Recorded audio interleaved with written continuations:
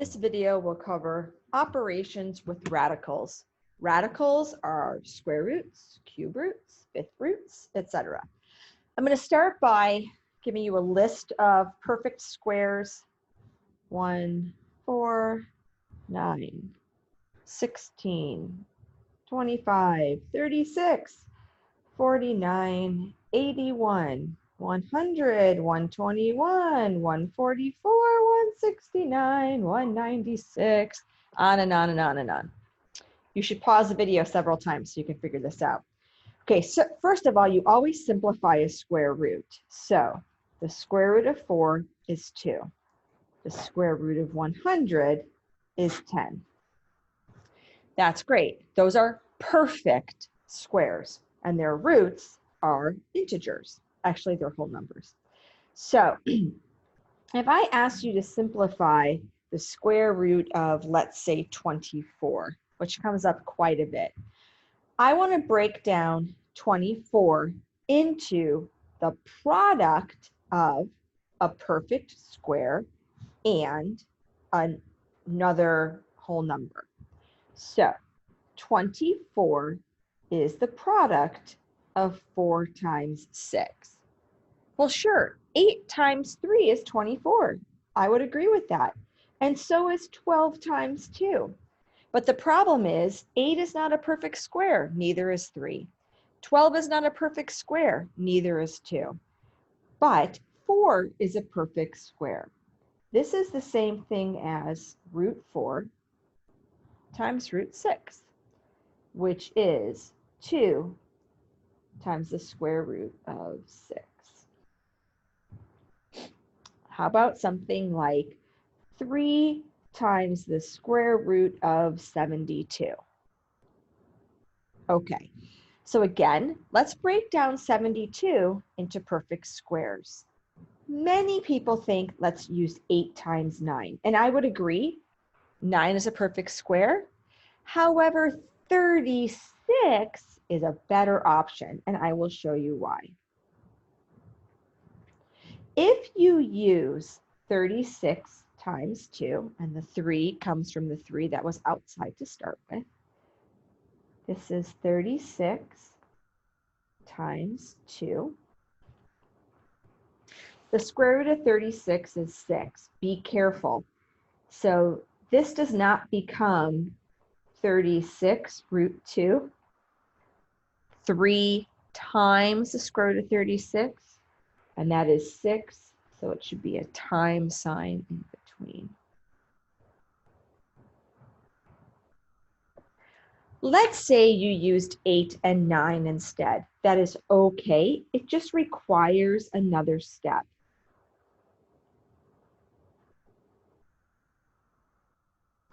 Eight times 9 is indeed 72, and 9 is indeed a perfect square. So this becomes 3 from outside.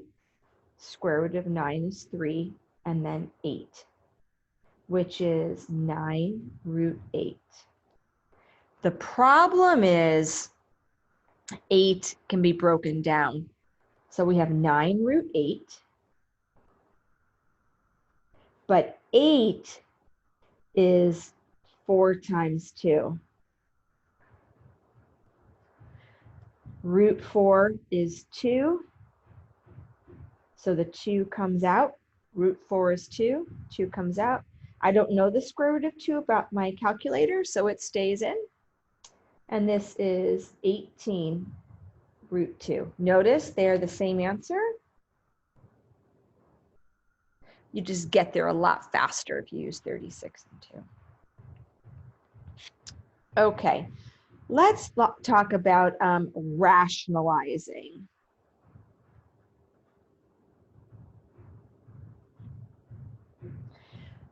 Rationalizing happens when you have a square root in the denominator.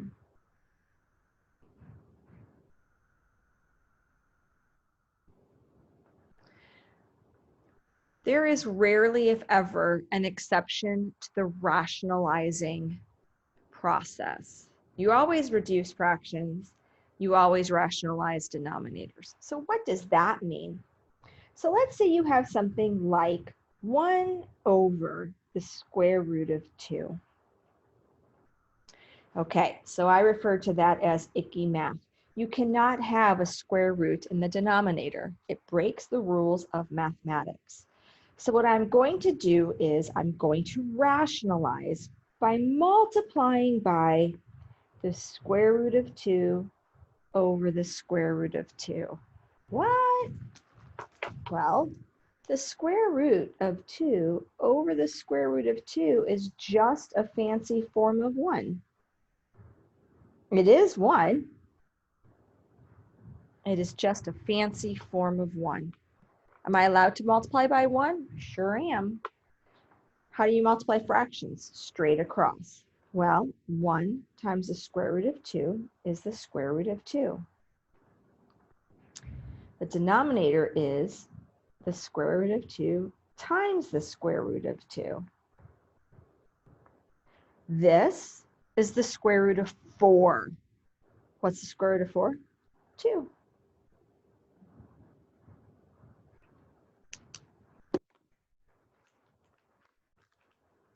Okay. What about something like the square root of 3 over the square root of, how about 10? I care about the denominator, and the denominator is root 10. So I'm going to multiply by root 10 over root 10. This process is called rationalizing. The process is called rationalizing. Root 10 over root 10 is just 1. It's a very fancy, messed up form of 1, but it is 1. So we're going to multiply fractions straight across. Root 3 times root 10 is root 30. Root 10 times root 10 is root 100. This becomes the square root of 30 over 10. You cannot reduce this. One is underneath a radical, one is not. Never the two shall meet. You cannot reduce what's under a radical and what's not under a radical. That cannot be reduced. That is the answer. Okay, let's look at solving with square roots. Let's look at solving square roots.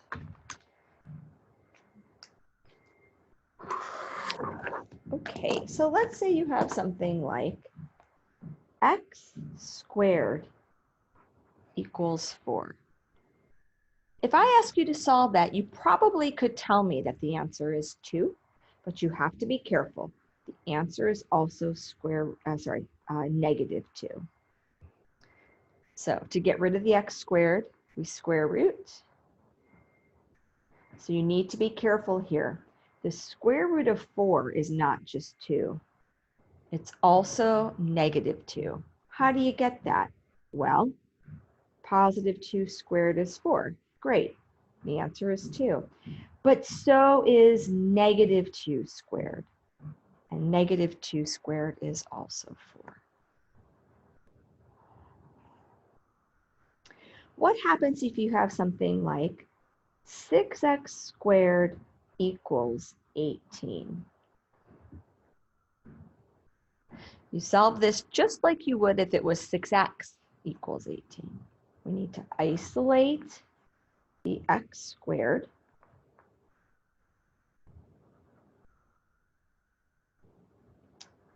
Okay, I'm going to square root both sides. I don't know the square root of 3 without my calculator, so I'm going to say that the square root of 3 is my answer, plus or minus. Don't forget the plus or minus sign. You have x squared. That means 2 answers. If it was x cubed, we would say 3 answers.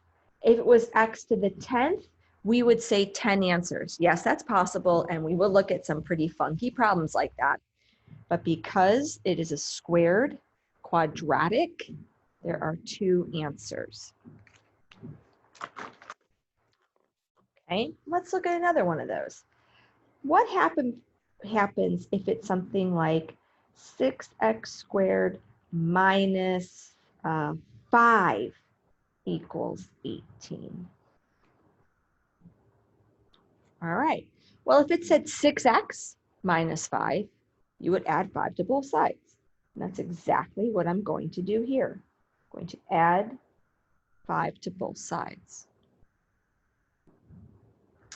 I'm going to divide by 6, just like I did in the previous example.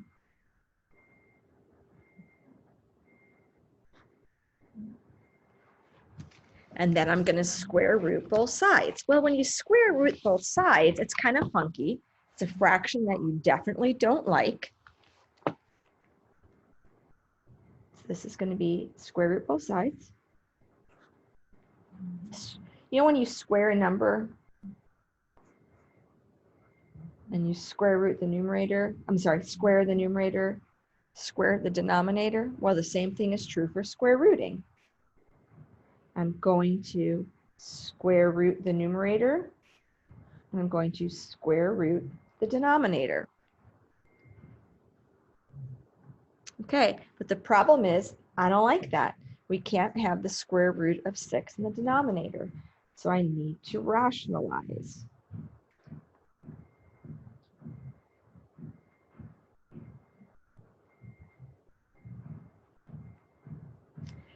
Okay, the square root of 6 times the square root of 6 is the square root of 36, which is 6. That's awesome.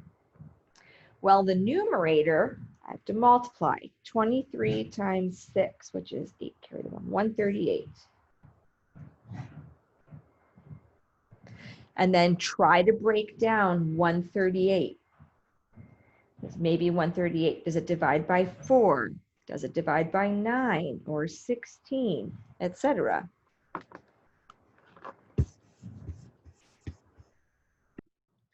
To my knowledge, 138 cannot be broken down any further, meaning no perfect square goes into 138. It doesn't divide by 4 or 9 or any of those types, any perfect squares. Okay, let's look at some more where we may have, when we have to do double, triple steps, etc. So now let's look at 2, and this time I'm going to say x minus 6 squared equals, how about 14? Okay, so just like the previous problems, I'm going to divide by 2.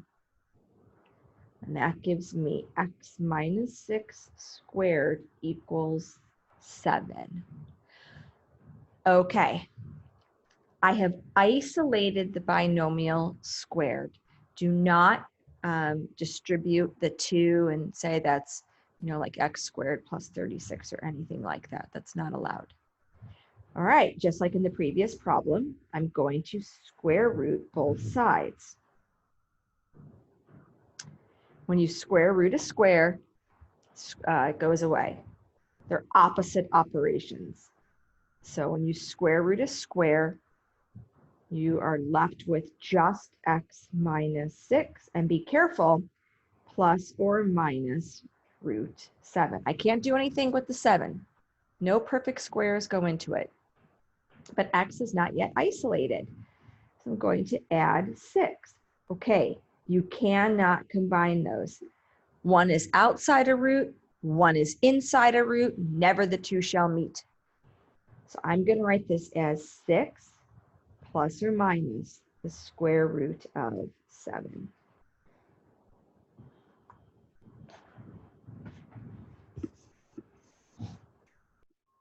Okay, let's do one more. Let's say you have 7 times the quantity x minus 4 squared minus 18 equals 11.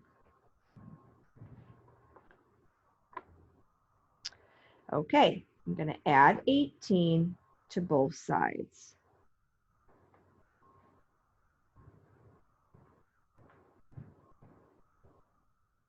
I'm going to divide by 7.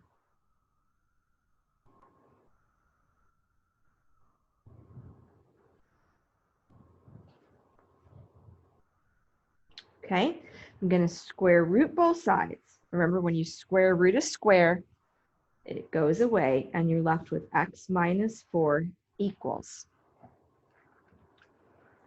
Okay, root 29/7. Square root the numerator, square root the denominator. Add 4. Well, this is messed up. So I'm going to add 4. I'm going to add 4. So I'm going to put the 4 in front of the roots, and I recommend that you do that as well. I'm going to write the 4 in front. These are not like terms. Okay, so there's 2 problems. I have to rationalize 29/7. I'm sorry, root 29, root 7. So I'm going to multiply by root 7 over root 7, and that's So I get 4 plus or minus 29 times 7 is 203.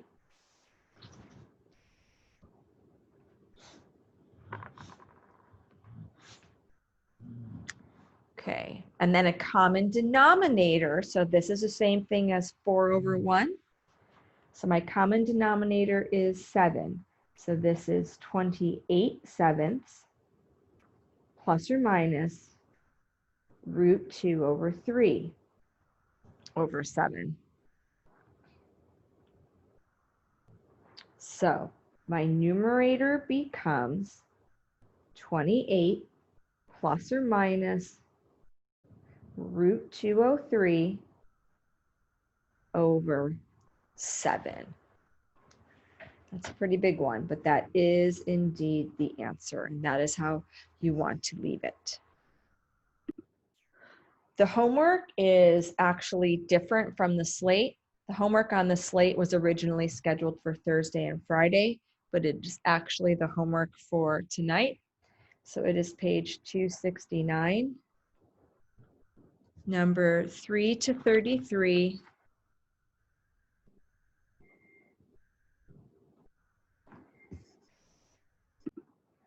Odd.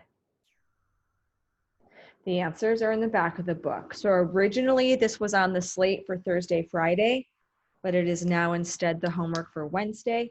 And the Thursday, Friday homework I will make note of on Classroom.